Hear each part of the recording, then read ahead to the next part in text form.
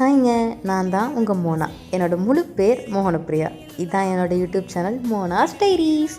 என்னடா சமைக்கிறாளே, இது சமையல் சேனலான்னு நினச்சிங்கன்னா, நாட் ஓன்லி சமையல், ஆல் ஆக்டிவிட்டீஸ் இன்க்ளூடட். அந்த மாதிரி எல்லாமே ஒரு கலந்த கலவையாக இருக்கும். ஏன்னா எனக்கே தெரியாது எனக்குள்ளே என்ன டேலண்ட் இருக்குது அப்படின்னு. சரி, நாம் இந்த வீடியோ போட்டு நம்மளும் தெரிஞ்சுப்போம் அப்படின்னு சொல்லிட்டு தான் இந்த வீடியோலாம் போடுறேன். நான் ஒரு 2-3 வீடியோ போட்டிருந்தேன்.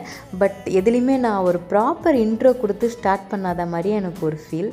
அதை ஃபுல்ஃபில் பண்ணலான் தான் இந்த வீடியோவில் முன்னாடி என்னோடய இன்ட்ரோ கொடுத்துக்கிட்டேன்.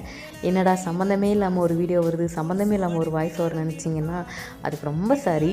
எனக்கு வாய்ஸ் ஓவர் கொடுக்கவோ விளாக்ஸ் எடுக்கவோ சுத்தமாக தெரியாது. நான் கொஞ்சம் கொஞ்சமாக அதை கற்றுக்கிட்டு இருக்கேன். எனக்கு மற்ற சேனலில் பேசுகிறதெல்லாம் பார்த்தா ஆசையாக இருக்கும். அவங்களா பேசுகிறாங்க அந்த மாதிரி. நானாக பேச ட்ரை பண்ணிட்டு இருக்கேன். நிறையா தப்பு பண்ணுவேன், நிறையா பிழைகள் இருக்குது. கொஞ்சம் கொஞ்சமாக நான் மாற்றிட்டு வரேன். எனக்கு உங்கள் சப்போர்ட் ரொம்ப தேவை. சரி, வாங்க இந்த வீடியோக்குள்ளே போயிட்டு தக்காளி குழம்பு எப்படி வச்சேன்றதை நான் சொல்லிடுறேன். சின்ன வெங்காயம், பூண்டு, சீரகம், மிளகு, தக்காளி இதெல்லாமே நான் வணக்கி வச்சுக்கிட்டேன். அதை எடுத்து தனியாக அரைச்சி எண்ணெய் ஊற்றி நார்மலாக கருவேப்பிலை குட்டியாக அந்த சின்ன வெங்காயம் கட் பண்ணி வச்சுருந்ததிலே தனியாக கொஞ்சம் எடுத்து வச்சு அதை கட் பண்ணி அதையும் போட்டு வதக்கி இந்த மிக்ஸ் பண்ணி வதக்கி வச்சதை நான் அரைச்சி இதில் ஊற்றிக்கிட்டேன்.